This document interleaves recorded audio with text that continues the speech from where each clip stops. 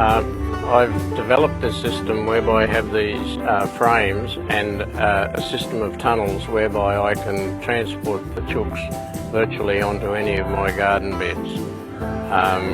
They come out of the main chook pen up here, and I've got a system of tunnels whereby I can just keep putting sections together, and they can run the whole 15 metres up the garden. I have a system of cut-off gates that I can stop the poultry from coming into areas that I don't wish them to. So there's several of these in the system. There's another one just up there on the other end of the tunnel.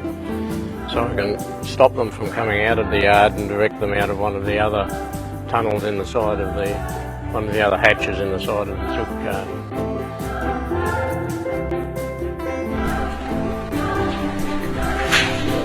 I've had a crop of potatoes in here, and I dug them over about a week ago, and I put the frame here, and the chooks have prepared it now for the next crop.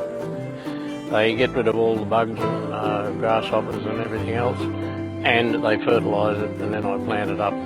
This is the soil after they've prepared it. The chooks will handle virtually any sort of soil.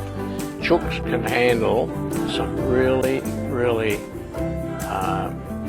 rough country and prepare it for a garden. The chook tractor system would have no trouble preparing this and digging it down to where you can plant seedlings in it. I've had grass this high that they have knocked over inside a week to 10 days. I would say 10 chooks in the frame could do an area inside 7 to 10 days. And so you just move the frame, plant one, move the frame, and I believe that there's no point having chooks if you don't make them work for a living.